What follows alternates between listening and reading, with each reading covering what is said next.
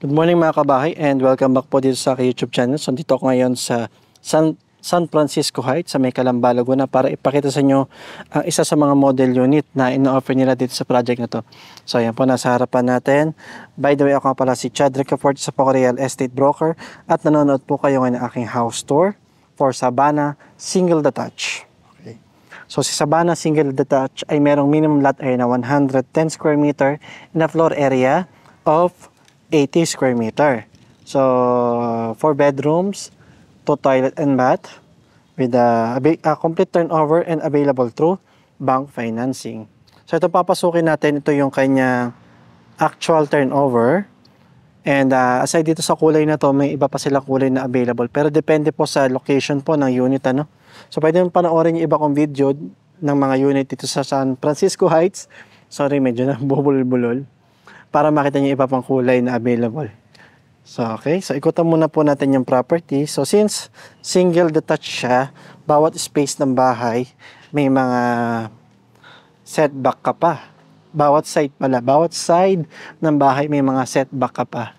So, itong sliding door na to, mula sa kitchen, sa loob, palabas naman po dito sa lanay.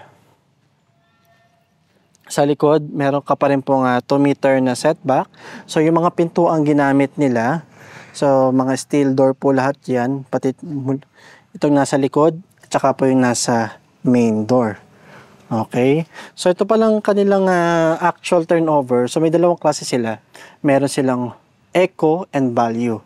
So, kapag sinabi na eco, kapag sinabi palang value, ganito itsura ng mga bintana niya, no? Mas magaganda yung mga sliding door na ginamit nila, mga powder coated na sliding door. Sliding window at sliding door. Okay? So ito yung 2 meter na setback dito sa side na to. Nandito rin pala yung septic tank niya. So yan.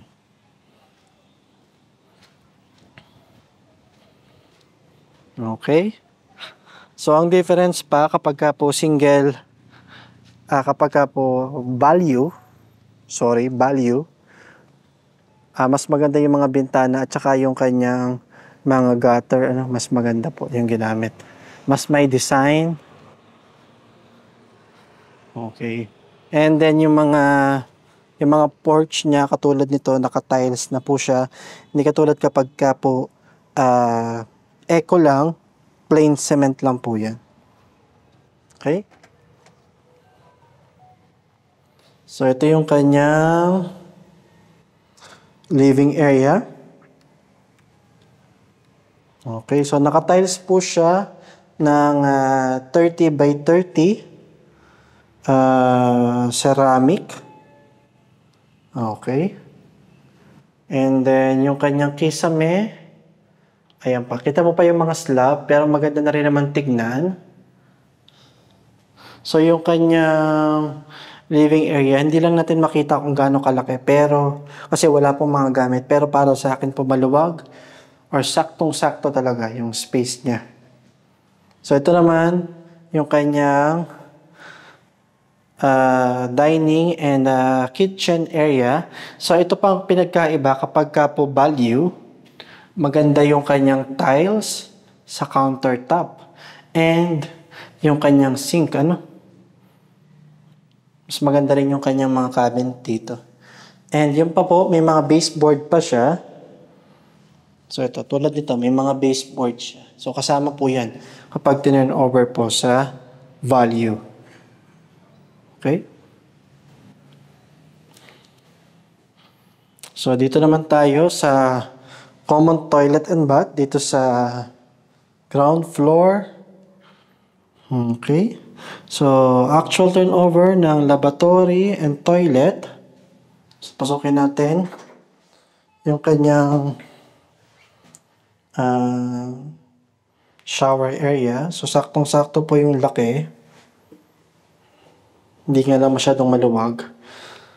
And then, yung pintuan niya, PVC type po, yung ginamit. So, first bedroom ng bahay na to.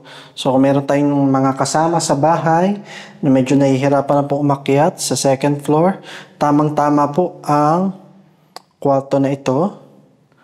Marami rin siyang bintana.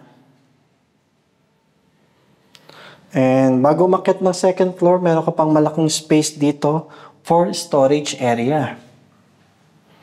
Yung kanyang hagdan, mga railings, pansin nyo may mga design pa. Kahoy, itong area na to. Itong part na to, kahoy na kahoy yan. Maganda. And yung mga steps niya po, mga solid panel wood.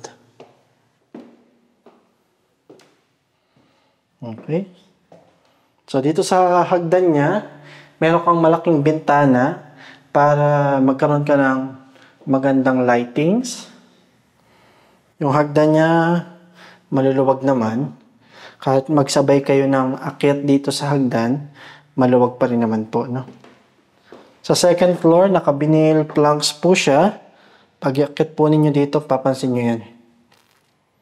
Okay? May mga baseboard pa din, katulad sa baba. And ito yung kanyang first bedroom. Okay? Sakto lang po ang laki.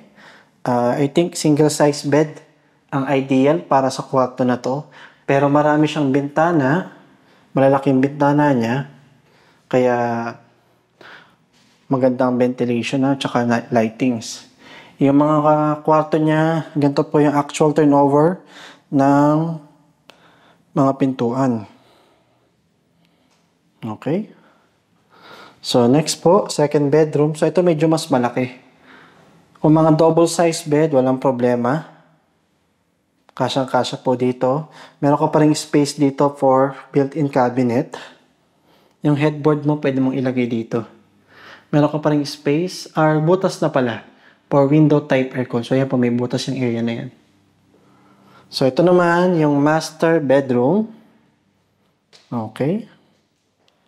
So, syempre, pinakamaluwag si master bedroom.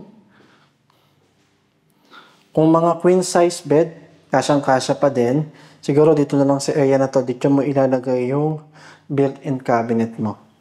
And si master bedroom, may sarili siyang access papunta sa toilet and bath dito sa second floor. Okay. So, same lang naman yung laki ng toilet and bath sa ground floor at saka yung sa second floor. Same lang din naman po yung mga materyales na ginamit. Ano? Okay. So, yun lang. Malabas na ulit tayo para makita natin kung gaano kaganda itong si Savannah Single Detached. Okay. Okay.